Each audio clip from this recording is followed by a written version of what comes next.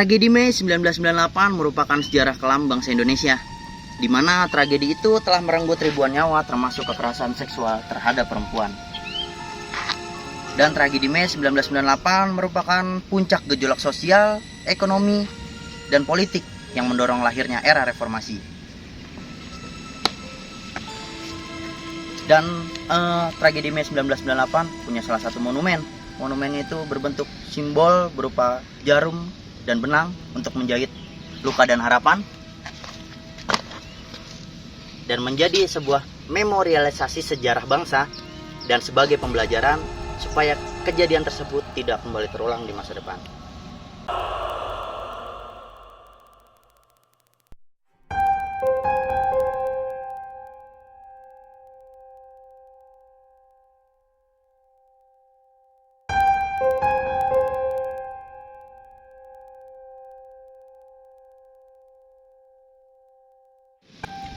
Halo teman-teman sastrawan gagal, balik lagi sama gue James dan kawan gue ini Ultraman Ijo. Sekarang kita lagi ada di monumen tragedi 1998. Tapi tenang, kali ini kita nggak nyari setan atau nyari-nyari penampakan. Di sini kita bakal bahas sedikit tentang sejarah kelam yang pernah terjadi di Indonesia, yaitu tragedi 1998. Oke, sebenarnya sih banyak sih ya yang nggak tahu tentang tragedi 98 menurut gua, karena tragedi-tragedi kayak gitu tuh udah mulai apa sih namanya ya, mungkin dipelajarin ya, tapi nggak banyak orang yang nggak tahu secara detail gitu kan. Mungkin kita bahas tipis-tipis kali ya, karena gue sendiri juga kan, gue juga nggak tahu nih. Kebetulan gue bawa pakarnya, dia itu adalah salah satu pokoknya pakar sejarah lah. Di sini pakar sejarah Indonesia tuh siapa kalah sama dia. Pokoknya dia pakar dari segala pakar ya kan. Jadi gue pengen denger nih sedikit dari lu. Menurut lu tragedi Mei 1998 itu kejadian apa sih? Kalau dari yang gue riset nih Gus ya, Ya, yang pernah gue baca dan gue pelajarin di sekolah, mungkin teman-teman ada yang lebih tahu, bisa dikoreksi ya. Jadi tragedi 1998 ini adalah puncak dari segala gejolak ekonomi, sosial, politik yang ada di Indonesia. Pertama, awal mulanya setahu gue nih ya guys, itu terjadi karena adanya krisis Asia. Krisis ekonomi yang ada di Asia itu meliputi Thailand, negara-negara Asia itu kena semua Gus. Oh jadi apa, efeknya nyampe ke negara? Ya, efeknya sampai ke negara kita. Karena adanya krisis ekonomi di Asia, nilai rupiah kita turun. Nilai rupiah kita turun, kemudian banyak investor-investor luar yang nggak mau menanamkan sahamnya lagi, modalnya lagi di Indo. Itu menyebabkan banyak perusahaan-perusahaan itu pilot Gus, bangkrut. Jadi pemecatan hubungan kerja secara sepihak banyak terjadi di Indo. Oh, dampaknya udah sejauh itu ya? Dampaknya udah sejauh itu. Ditambah lagi banyak mahasiswa yang unjuk rasa. Unjuk rasa ya. Untuk apa tuh? Untuk membenahi krisis ini, krisis yang terjadi saat itu. Oh, maksudnya dia unjuk rasa ke pemerintah? Ke pemerintah, supaya, ya, dia unjuk rasa ke pemerintah. Nggak mungkin, ya sorry guys, maksudnya unjuk rasa ke pemerintah ya. Untuk segera membenahi kondisi itulah. Kondisi saat itulah pokoknya. Nah mungkin kalian juga ada yang tahu ya, ada kasus di mana beberapa mahasiswa Trisakti itu yang terbunuh.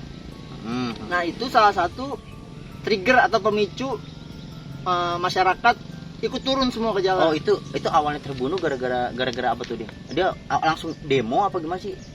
Dia kan unjuk rasa Gus. Oh dia unjuk rasa. Namanya unjuk rasa itu kan ada pihak kepolisian yang menetralisir supaya nggak ada yang kejadian yang nggak diinginkan. Tapi pada era saat itu di mana pihak kepolisian lebih superior lah. Di eranya Presiden Soeharto ada beberapa mahasiswa yang terbunuh. Di mana itu jadi pemicu buat masyarakat ikut turun ke jalan. Oh jadi apa, imbasnya dari mahasiswa sampai ke masyarakat pun ikut turun ke jalan. Ditambah lagi banyak kesenjangan sosial yang dialami oleh masyarakat pribumi. Contohnya banyak pemilik modal atau perusahaan-perusahaan itu yang dimiliki oleh kaum Tionghoa. Oh, jadi ininya ke mereka gitu. Iya, jadi mindset orang kita tuh kita harus usir ini Tionghoa. Ini yang rusak ini. Oh, katanya gitu yang rusak. Kita gitu ya? udah miskin, gak punya apa-apa lah Gus. Sedangkan mereka masih enak. Ya, masih enak. Banyak toko-toko mereka yang dijarah. Bahkan ini 3 kota terbesarnya yang pernah gua baca nih Gus ya. Itu terjadi di Jakarta, di Medan, sama di Surakarta. Itu 3 kota yang unjuk rasanya terbesar. Banyak korban-korban yang berjatuhan di sana. Terus kalau kalau gini dulu, kita jangan langsung cerita, ya kan?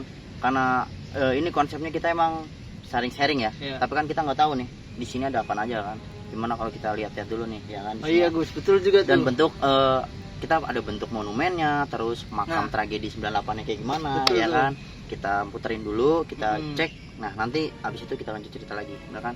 Oke, ayo. Oke friend, sebelum kita lanjut cerita tentang kronologis tragedi 1998, sekarang gue lagi ada di TPU Pondok Ranggon, tepatnya di area pemakaman tragedi 1998. Kita bisa lihat guys, di sini ada monumen yang ditandatangani langsung oleh Gubernur DKI Basuki Cahayapurnama alias Bapak Ahok. Kemudian di sebelah sana guys, ayo ikutin gue. Di sini ada monumen prasasti gitu, yang di bawahnya tertulis tragedi Mei 1998 adalah sejarah kelam bangsa Indonesia. Kalian bisa lihat sendiri. Monumen ini diresmikan tahun 2015, digagas oleh komunitas korban, pendamping, dan didirikan atas kerjasama Komnas Perempuan dan pemerintah Provinsi DKI. Kalau kalian bisa lihat di sini ada bekas jahitan benang yang belum selesai. Di situ tuh diartikan sebagai simbol jarum benang untuk menjahit luka dan harapan supaya kedepannya sejarah ini nggak bakal terulang lagi. Sekarang kita langsung cek makamnya.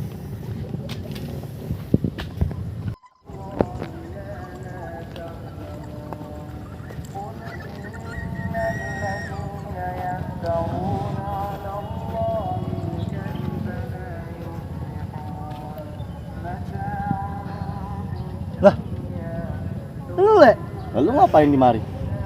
gue lagi jelasin ke teman-teman kita nih soal tragedi 1998. Oh iya, gue juga dari tadi di sini bingung bro, kenapa gue ada di sini. Jadi gini teman sastrawan gagal, termasuk lu juga bro. Gue heran dari tadi gue ngeliatin satu persatu batu nisan, kenapa tulisannya sama? Mungkin lu lebih tahu bro, coba Tulisan kasih tahu bro. apaan? Sama. Tulisan batu nisannya, hanya korban tragedi 13 sampai 15 Mei 1998 Jakarta. Semuanya bro. Totalnya tuh ada 113 batu nisan di sini yang gue hitung. Kenapa ya bro?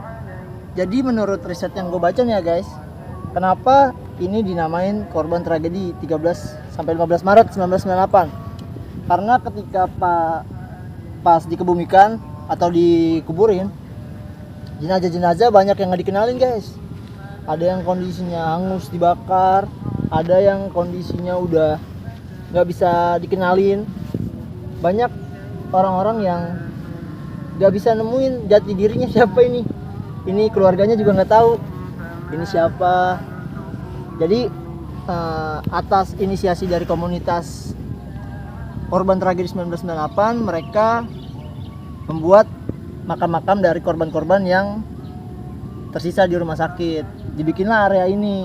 Oh, Gitu, Dre. paham gua. Berarti kenapa namanya sama? Karena memang pas lagi kejadian itu, di tragedi itu, jasadnya tidak utuh atau Iya. ada yang hancur, Ada yang gitu, hancur, ada yang kebakaran udah, ya. Iya. Oh, paham gua boy, paham. Kayak ini aja sih contohnya, mungkin kayak korban pesawat kan mungkin susah dikenalin. Bisa dikenalin ya. Iya.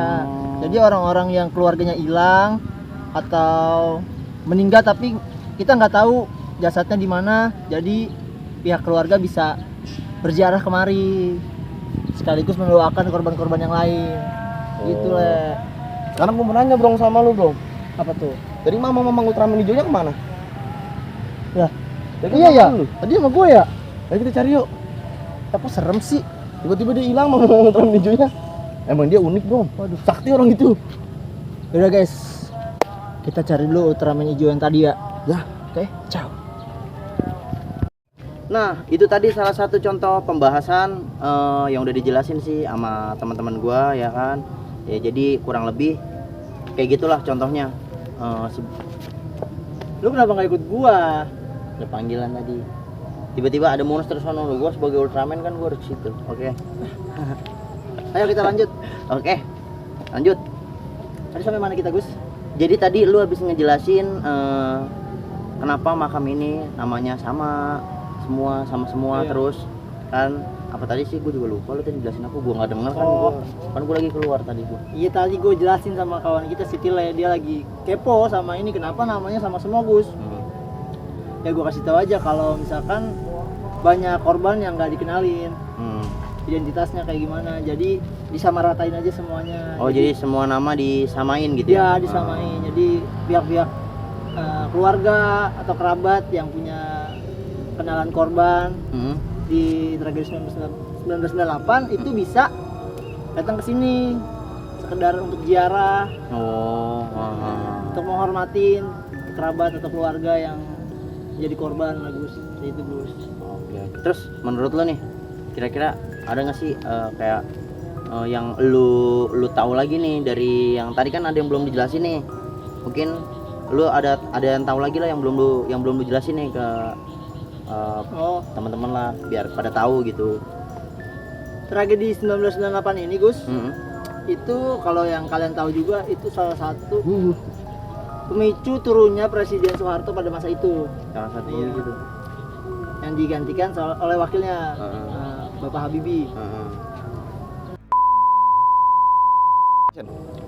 Oke kan berhubung ini udah sore juga ya kan, takutnya kita ngobrol-ngobrol nggak jelas malah jadi makin aneh ya kan, karena obrolan kita dari awal udah mulai aneh. Kita udah aneh Gus. Udah aneh ya, kayak paling kita nggak bisa lama-lama ya. Ya mungkin ada sesuatu yang mau lu tambahin. Oke, buat teman-teman sastrawan gagal aja nih Gus ya. Iya.